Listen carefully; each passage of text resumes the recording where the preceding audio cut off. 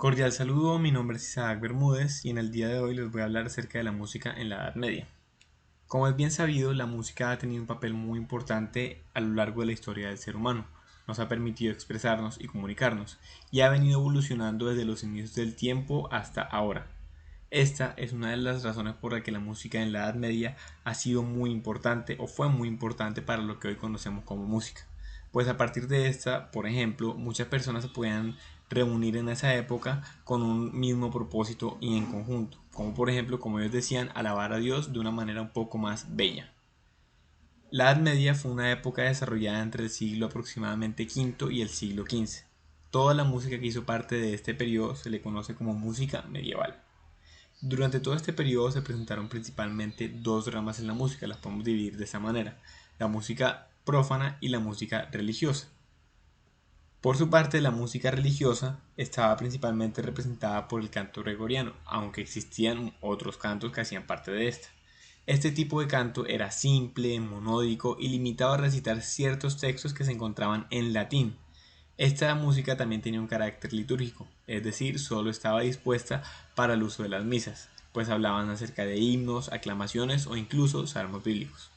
Este canto no iba acompañado de ningún otro instrumento aparte de la voz, que en la mayoría de las ocasiones era interpretada por voces masculinas, y con la ayuda de la arquitectura del lugar donde la recitaban era posible oírla en cada uno de los rincones del lugar. Por otro lado tenemos la música profana. Los temas que se narraban no tenían nada que ver con la religión, y mucho menos se usaban para algo similar a las misas.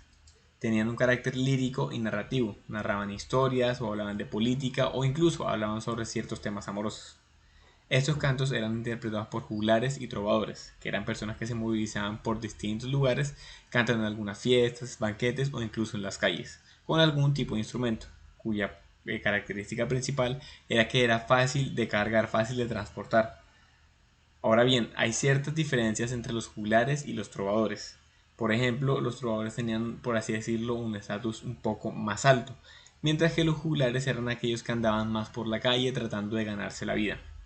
Es por esto que también llevamos a concluir que los trovadores tenían un lenguaje un poco más formal por el ámbito en el que se desarrollaban, mientras que los juglares hablaban más como el común e incluso llegaban a implementar el lenguaje burlón.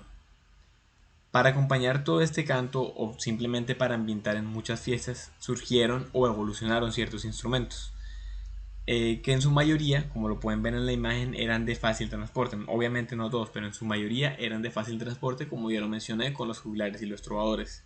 Y se pueden observar principalmente tres tipos de instrumentos: los de cuerda, los de viento y los de percusión, aunque estos últimos no fueron tan usados como se usó en el Renacimiento. En los instrumentos de cuerda resaltan el salterio, que consiste en un cuerpo de madera que podía obtener diferentes formas y que emitía sonido, porque tenía unas cuerdas al ser pulsadas. Y el rabel, que tenía tres cuerdas y es tocado con un arco. El órgano, por parte de los instrumentos de viento, consistía en un teclado que expulsaba aire insuflado por una turbina con un fuelle. El pandero y la pandereta pueden ser quizás los que más resaltan en la percusión en la Edad Media. Son dos instrumentos muy similares, parecidos a un tambor, que se tocan chocándolos con las palmas u otras partes del cuerpo. La principal diferencia entre estos dos es que la pandereta contiene sonajas y cascabeles, y normalmente el pandero es un poco más grande que la pandereta. Todos estos instrumentos, su interpretación, la estructura musical y todo lo que tiene que ver con la música y lo que se dio durante la Edad Media tiene una importancia muy grande para nosotros. Esto es porque principalmente la estructura pasó de ser muy monódica a un tetragrama, lo que permitió que pasáramos a lo que hoy conocemos como el pentagrama, que es lo que se usa para interpretar distintas piezas musicales. En cuanto a los instrumentos y la invención de muchos de ellos trajo la oportunidad de perfeccionarlos o incluso crear nuevos instrumentos para así llegar a crear nuevas e incluso mejores melodías. Por ejemplo, la guitarra, un instrumento muy conocido hoy en día, surgió de varios instrumentos, entre estos el laúd, que era muy utilizado en la Edad Media. Muchas gracias.